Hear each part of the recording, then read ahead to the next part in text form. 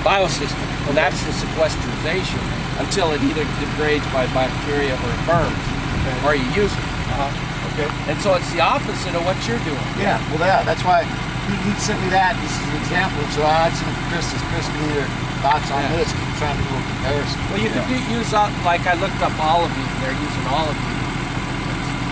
But Wollastonite is close to probably the better one because all it introduces is silica into the system, but it precipitates out the quartz.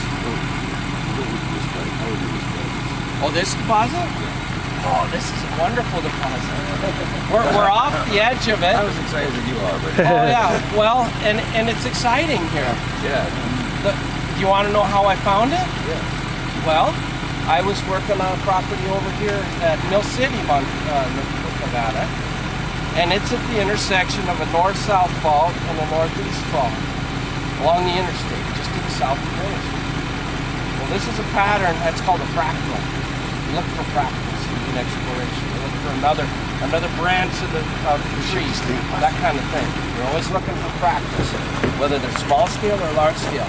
Well, this was a large scale fractal where the structure is coming up from the south, and then it hits this northeast extension headed that way. Well, at the horizon line there's a mine I worked at for 4 years there. What was it? That's a gold mine. Oh. But gold and systems are similar. I mean, as far as faults go. Yeah. I understand those faults over there, and they have the same thing. Yeah. When they mined for another 20 years on the theories that we developed there. Mm-hmm. And so that was a wonderful example of a fractal there. Okay. Mm-hmm. Well, so Randy, actually it was Roger Green, asked me, now go find me another one. Roger Christensen was involved with the Milton Christensen one, and they didn't pay me for my report. Well, that's one thing that you pay is your geologist, because that's the idea generation, and that's where the future is. Because gold is found inside your mind. It really is. If you don't believe it's there, you'll never find it. Yeah. And you got to believe this stuff. That sounds a little bit off the edge, but on the other hand, you still have to believe in this thing. So you found this deposit. Well, hold on. So we got a fractal the same.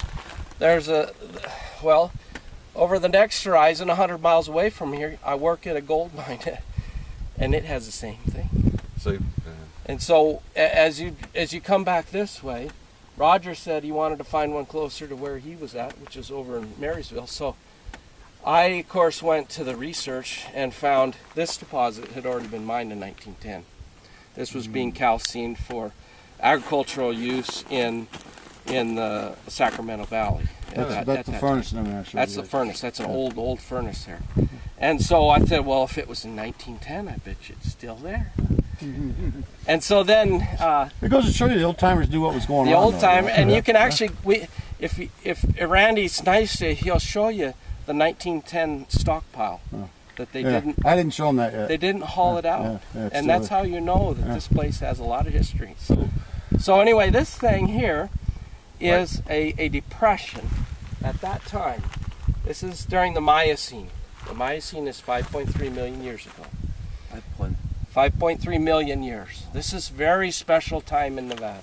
That's when Nevada had a lot of rain because those Sierra Nevada hadn't risen high enough to intercept the rain. This had trees, and this had beavers. This place was just like Oregon.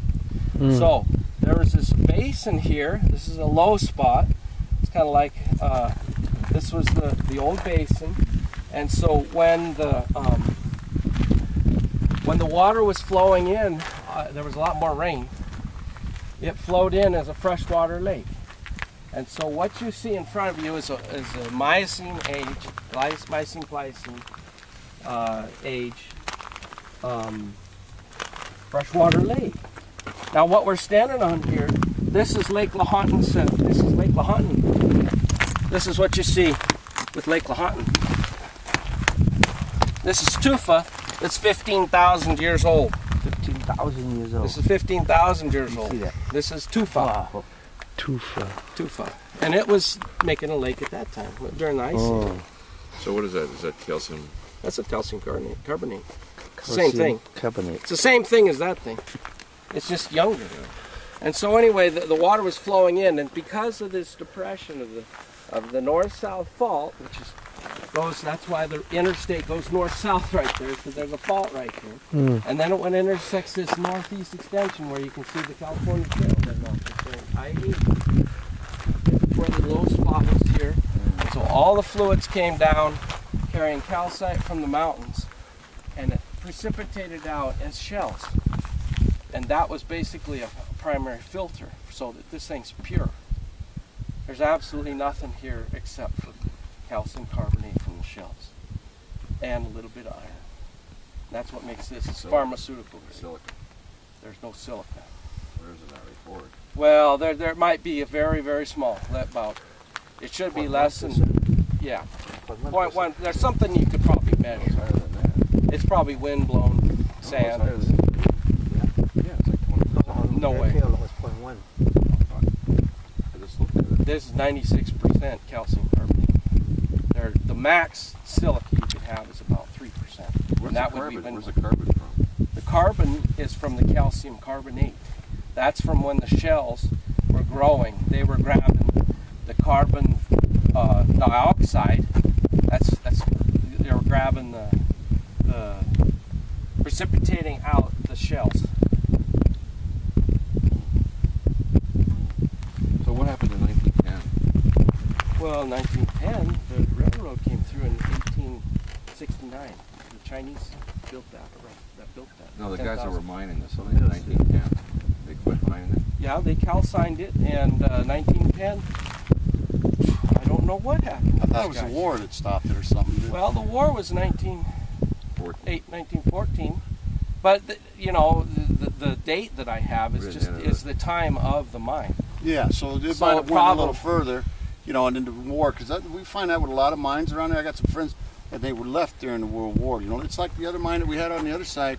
Remember, they made it a tungsten mine because of the Right. war effort. Even though there wasn't enough tungsten, but they, that's what they developed. I don't know what their story was, but then I came along and I found it for Roger and I staked it. And for Roger, this was Roger 1 through 9 here. Now we're off the edge. This is private property here. Yeah.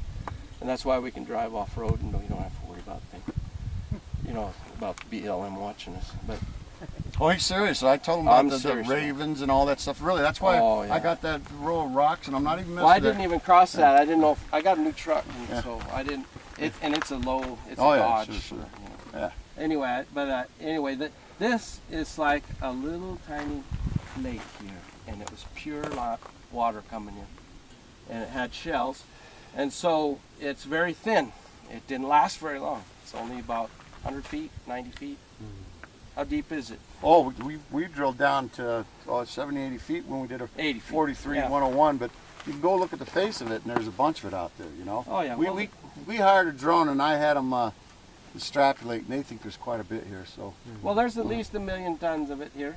We know that. And what's really cool, the property theory that I developed for Randy, actually it was for Roger, but for Randy, and I think it was a good one, was you mine on the BLM because we have checkerboard, because the railroad came through.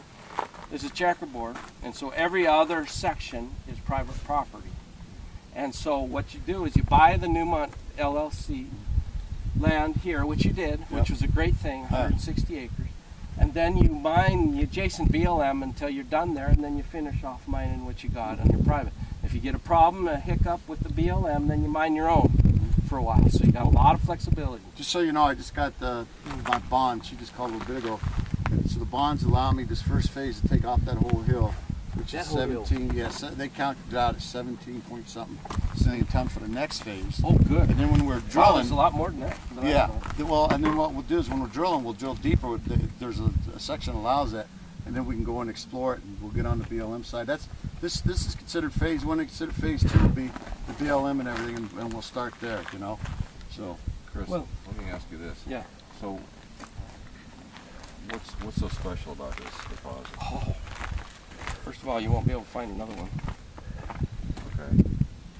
They're very, very rare. Now, we do have knowledge of these little tiny lakes based on another reason that I know a lot about this is the same age as the Wonderstone quarry. That's the Never he's talking about. That was the same time. So That was another little lake over there. So I've got 7 little lakes all the way to Tonopah. You can mine 7 different properties of Wonderstone, Yeah. but it was the same time. same as this? It's the same exact time as that little lake right So it's there. the same as this? No, not the same deposit. No, it's a silica deposit. Yeah, It's 98% silica or something. Oh. So, again, I'm just kind of curious, just to help me out here. Yeah. So why is this deposit so special? Oh, well, this is a little carpenter's bubble of a little tiny lake that was in a pristine environment that had the shells dropping out, and the only thing that could get here was either wind blowing, loess, but not very much of it because it was almost all vegetated trees as far as you could see here. Right. At that time, beavers in the rivers, and the little shells, and they were going to I saw banshees the- here. I The saw little I shells saw were the breaking little- I down. saw the little shells. And you can go down on that hill over there and see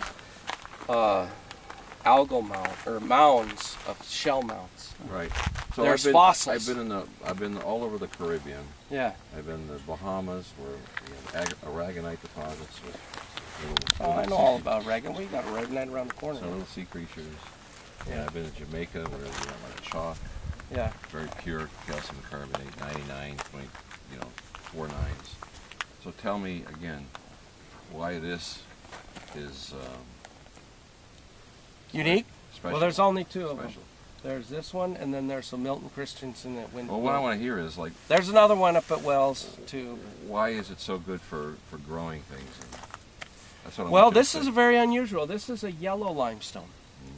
And yellow limestone is different than what they got, say, at Minad. That's an industrial. That's mineral- dolomite. That's a dolomite. Yeah. It's a Triassic age oceanic magnesium. calcium magnesium, and it's a lot tougher. They use it. They grind it up because they got 1 billion tons of it up on the mountain there. Right. And they just put it into cattle feed. Now the cattle get a very small amount of that calcium out of that magnesium. It's harder to strip it off because it's. We got Blue Mountain across the Sierras here, over there in Colombia. Oh, I know those guys. Yeah. Yeah, they got kind of both. They got calcium and they got dolomite. Yeah. So again, I'm just Why is this special? I don't Because know. this is calcium oxide also. Calcium oxide and calcium carbonate. The assays show up to 50% calcium oxide, which is a much more chelatable bond to break than calcium carbonate. And so this has a pharmaceutical grade, almost completely pure limestone. It's just gorgeous. And it's just a little pancake. It's been fractured by the northeast extension that comes right through this gully here. The gully's related to the fault. So I took a couple samples. Let me just ask you. Yeah.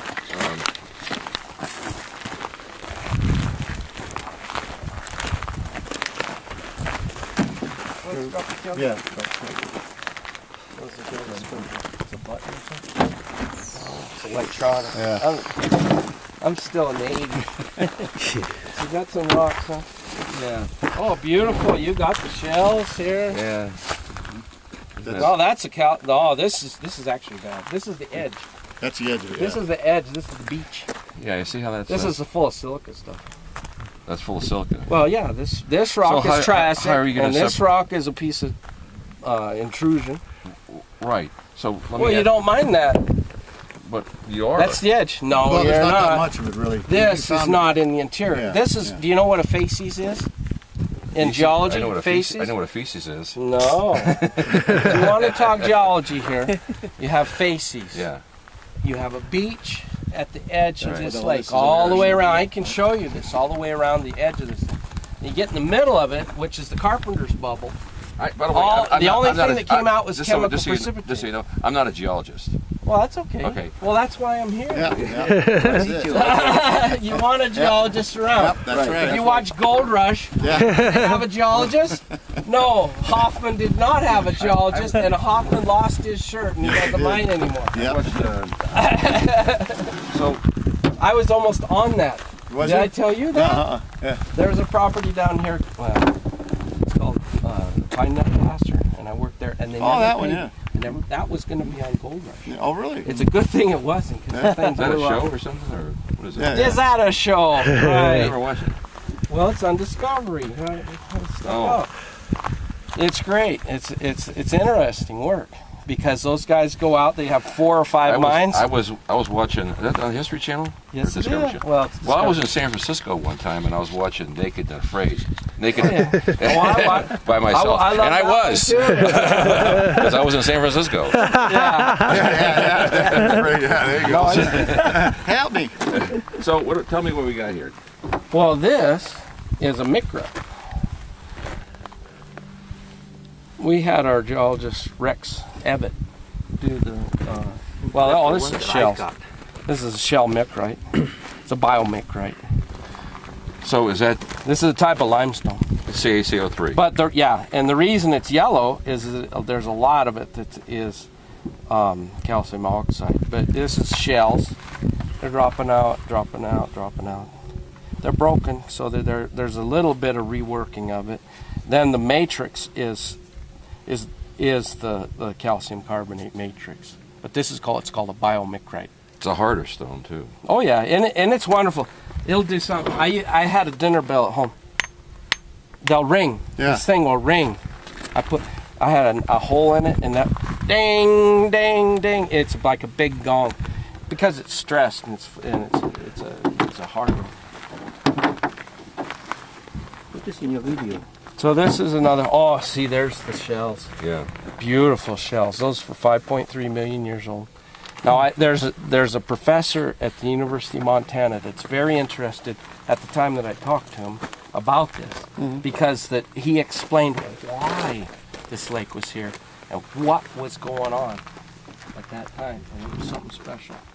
The basalts were extruding, the Columbia River basalts, which is about half of the state of Washington and part of Oregon and part of Idaho. That is similar to the Deccan. Huge amount of basalt. That was flowing all the way out into the ocean and creating a huge amount of steam. And he thinks that was why this had so much precipitation. That's what we got over here. Oh, that's a rhyolite. That's rhyolite. That's Riley. That's rhyolite. This is all volcanics here. This is a volcanic field. You can see them coming down off of there. So is that That's an old terrace. so underneath that black there should be a lighter color Yeah. stone, right? I don't really know what's underneath that. But this is these are all volcanics here. We're right on the edge. Underneath that is this stuff. If you drill through that stuff, you'll go through probably a clay layer, and then you'll hit either red or black basalts. Now that one might be basalt. I think it's rhyolite. I thought it was salt when I looked at it. But It looks like basalt because it's black, because you get a manganese staining on everything. Yeah, that could be out. Yeah, you scrape manganese that, comes out. away underneath. That could be a different color. I think it's rhyolite, because this is rhyolite. Well, it's kind of like the Jasper. Remember, it was Yeah. black on top. Nobody knew Right. what it was till we got down into it. Yeah, you crack it and it's got Oh, that's coin. kind of interesting. It's Riley. So this is the same, but this is a little softer. These are different faces. Yeah, different faces. And so on the edge This of is the more of a beach, sediment. at the beach you get a beach conglomerate, and this is about 80% silica, because this is a bunch of rhyolites, a couple other things. I can go show you where this stuff is. This is on the edge. This is not on the top. It was on the edge, actually. This is the edge Yeah, of you're the right. thing. I can go show you the beach. And so at the time that this little lake was here, it had a facies of shingle pebbles. And then it was getting a matrix of calcium carbonate too. That's what all the guys down below us. That's what he's mining down. He's mining down below us. But then in the middle of the Carpenter's bubble, you've got the precipitation. So you've got the biomicrite. Then you get a bunch of this is the more matrix-rich calcium carbonate, but it's yellow. So These are just different. Now this one's kind of weird because it's so full of oxygen. it's very soft. Yeah, soft rock. But this is still the limestone. This is probably much. There might be more calcium oxide in that. There's all this. This one have all of this.